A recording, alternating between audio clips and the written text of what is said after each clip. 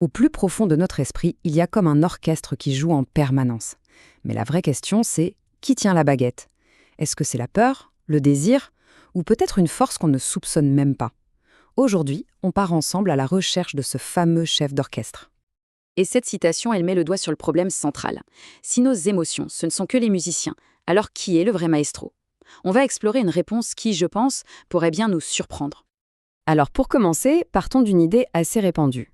Une sorte d'histoire qu'on se raconte souvent à soi-même. Vous savez, celle qui met en scène cette petite voix critique à l'intérieur, celle qui a l'air de toujours savoir quand on a fait une erreur. C'est une explication super intuitive, mais on va voir qu'elle ne dit pas tout. Figurez-vous que cette petite voix, ce n'est pas juste une impression. Les neurosciences ont même mis un nom sur sa base biologique. C'est le cortex singulaire antérieur, le CCA. Son boulot, c'est simple, c'est de tirer la sonnette d'alarme dès qu'il repère une erreur factuelle. On pourrait dire que c'est le technicien de notre esprit. Et là, attention, la distinction est hyper importante. Le CAC, lui, il gère les erreurs techniques, un peu comme un bug informatique. Mais, pour les fautes plus profondes, celles qui touchent à nos valeurs, à la morale, eh bien c'est une autre partie qui prend le relais, le surmoi. Lui, c'est le juge intérieur, celui qui veille à notre conformité sociale et morale. Bon, tout ça nous amène à un premier modèle de fonctionnement qui a l'air plutôt cohérent. En gros, une situation arrive, notre conscience s'adapte en choisissant un état d'esprit, et le surmoi supervise le tout. Un peu comme un funambule qui cherche constamment l'équilibre entre la peur du risque et le désir de l'opportunité. Et la conclusion de cette histoire, elle est à la fois simple et très puissante. Ce sont nos émotions qui tiennent la baguette. C'est notre état émotionnel qui déciderait quel réseau de neurones, quel mode mental en quelque sorte, doit prendre les commandes. Une idée séduisante, n'est-ce pas? Mais voilà, c'est précisément ici que notre enquête prend un virage. Parce que cette idée, aussi logique qu'elle paraisse, mérite d'être sérieusement questionnée. Est-ce que les émotions sont vraiment aux commandes? Alors posons-nous la question, franchement, cette énergie intense qu'on ressent comme la colère ou la joie, est-ce que c'est un ordre qu'il faut exécuter sur le champ ou est-ce que c'est autre chose? C'est vraiment le cœur du sujet. En fait, on a deux visions qui s'opposent. Dans la première, les émotions sont le grand patron, elles dirigent tout.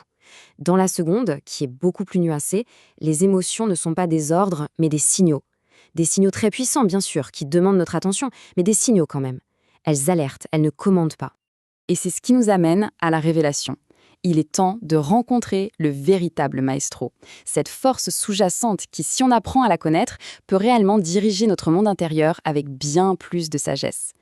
Ce vrai chef d'orchestre, c'est ce qu'on appelle le soi réflexif. Ce n'est pas une pensée, ce n'est pas une émotion, c'est la capacité d'observer tout ce qui se passe en nous. Les pensées, les émotions, les pulsions, sans se laisser emporter, sans s'identifier à elles. C'est, en quelque sorte, l'espace de calme au cœur de la tempête. Alors, notre modèle de tout à l'heure, il faut le mettre à jour. Voilà comment ça se passe vraiment. Une impulsion émotionnelle émerge, oui. Mais ensuite, étape cruciale, la conscience observe cette impulsion. Et c'est dans cet espace d'observation que le soi peut choisir la réponse la plus juste au lieu de simplement réagir de manière automatique. Et c'est ça la différence fondamentale. Ce nouveau modèle, il introduit un espace, un temps de pause entre le signal de l'émotion et la réaction. C'est dans ce petit intervalle que se niche toute notre liberté, notre capacité à ne plus être une simple marionnette de nos impulsions. Mais attention, ce chef d'orchestre intérieur peut se manifester de deux façons radicalement différentes. Soit il se comporte comme un petit tyran réactif, soit il dirige l'orchestre avec une sagesse qui intègre tout. D'un côté, il y a le moi, l'ego. C'est le chef d'orchestre conditionné. Il réagit au quart de tour pour protéger son image. Il s'accroche à ses rôles. Et de l'autre, il y a le soi, le chef d'orchestre mature. Lui, il n'est pas dans la protection, il est dans l'accueil. Il écoute chaque instrument, même les plus dissonants, pour créer une harmonie globale. Ce tableau résume parfaitement cette évolution. Tout en bas, au niveau pré-réflexif, ce sont les émotions brutes qui commandent. On est en pilotage automatique. Au deuxième niveau, celui de l'ego, on commence à gérer nos émotions, mais souvent en les contrôlant, en les niant ou en les justifiant. Et enfin, au sommet, le niveau intégré du soi. Là, on ne rejette plus rien. Les émotions sont vues comme des alliés, elles sont intégrées et harmonisées. Bon, après tout ce parcours, qu'est-ce qu'on retient? Concrètement, comment est-ce que ça peut nous aider à mieux diriger notre propre orchestre intérieur? Voici les points essentiels à garder en tête. 1. Les émotions sont des messagers, pas des maîtres. 2. La clé, c'est de développer cette fameuse capacité d'observation, ce soi réflexif. 3. Le but du jeu, ce n'est pas de faire taire les instruments qui crient trop fort, mais de les accorder avec le reste de l'orchestre. En gros, c'est passer d'une gestion par la peur et la réaction à une direction par la présence et la conscience.